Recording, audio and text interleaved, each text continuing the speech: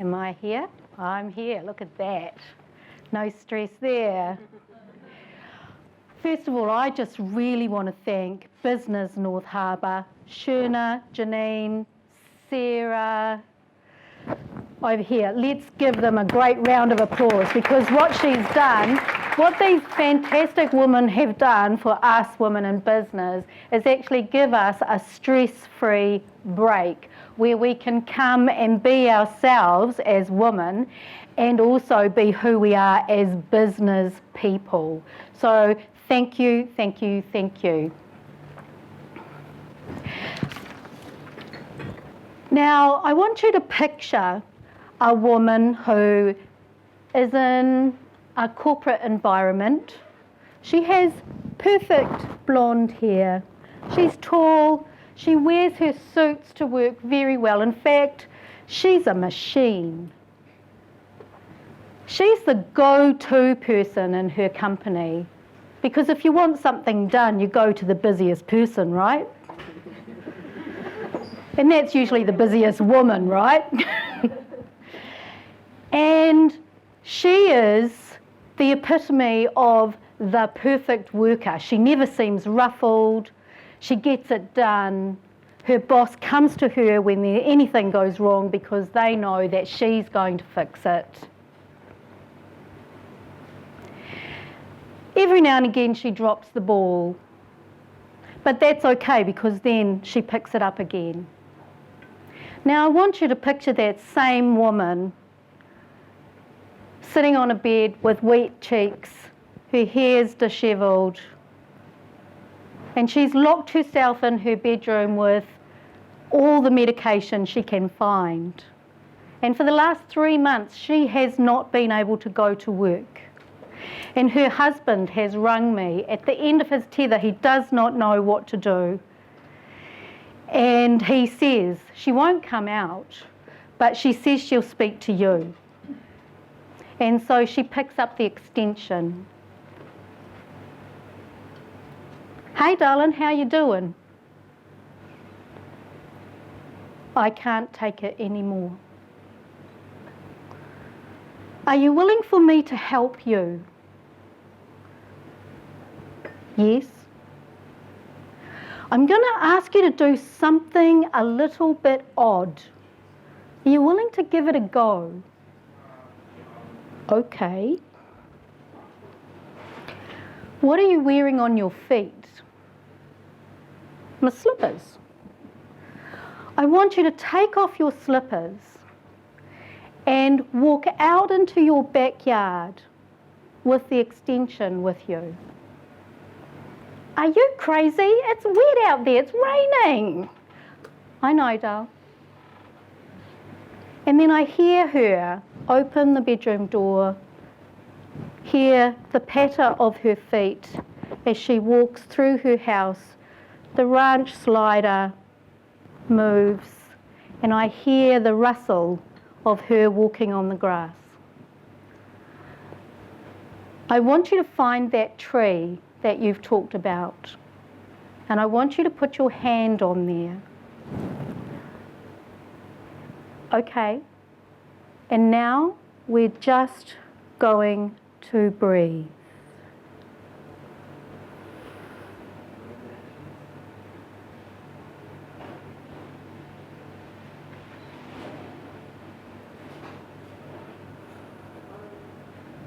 I feel better.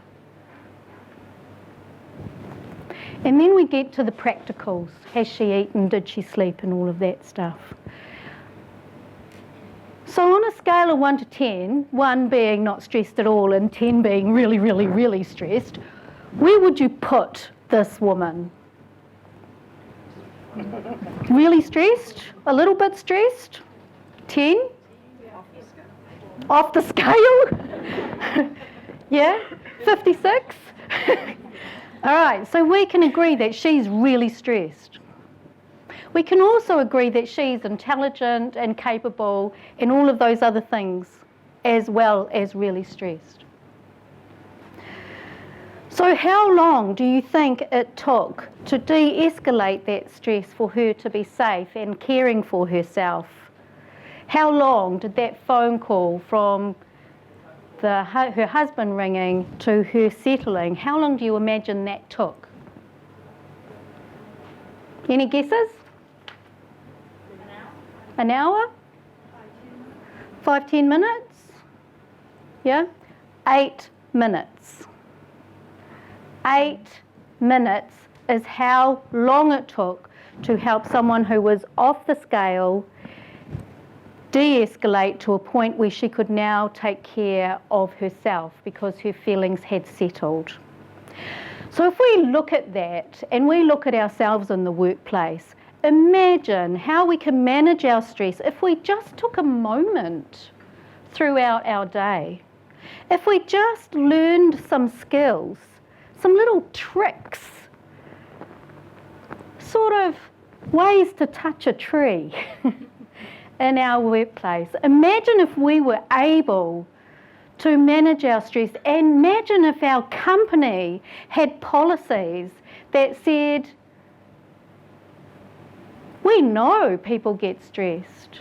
Our policy is that we're going to encourage you to take moments, that there's a team culture that says we all look after each other, we're caring and sharing in a cost-effective way. Because that's the thing, it must be cost-effective.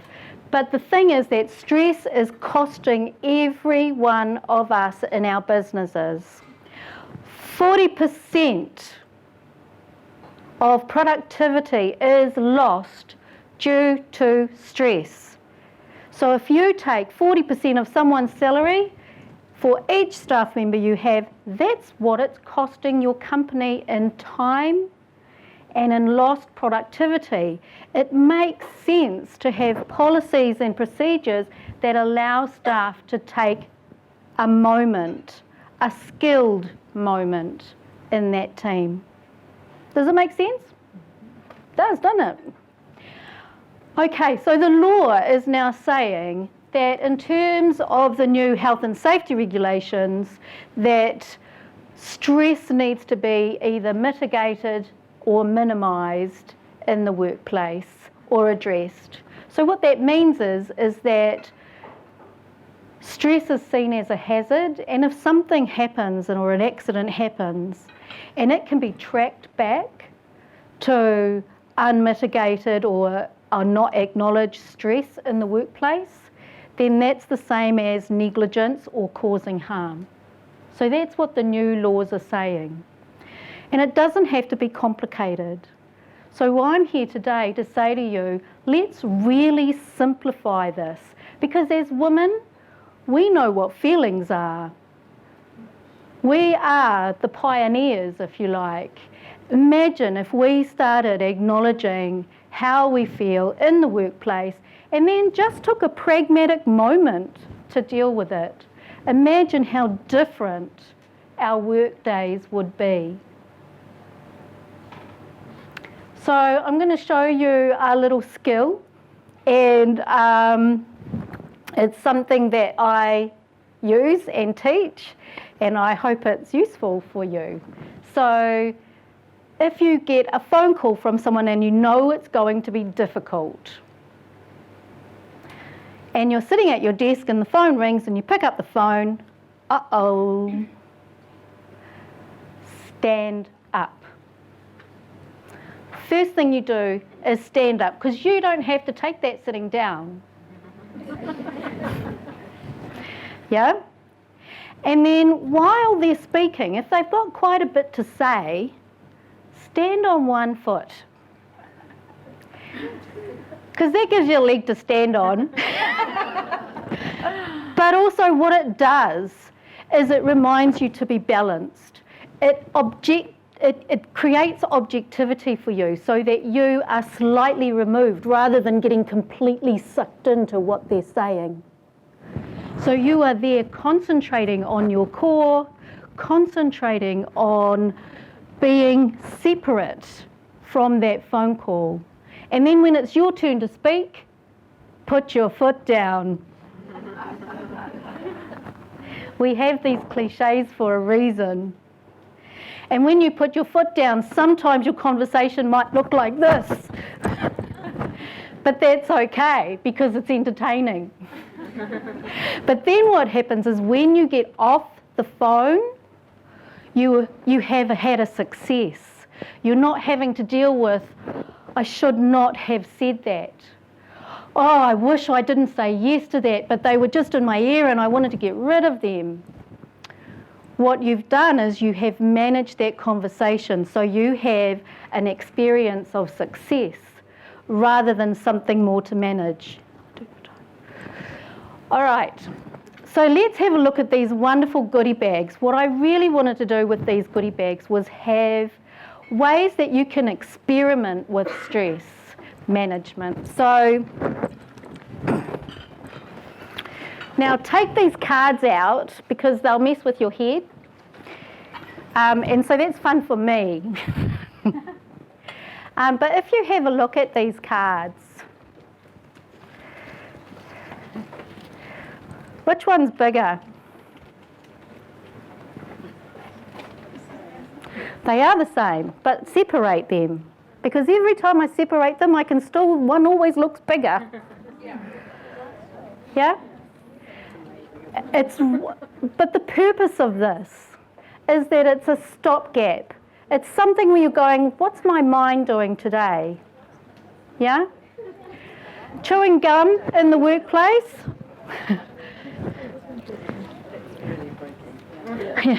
The peppermint will wake you up, and chewing actually relaxes your jaw. Who here is a teeth clencher?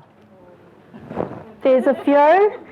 Yeah, so if you go home with an aching jaw, try chewing some gum through the day because it will help you relax that muscle.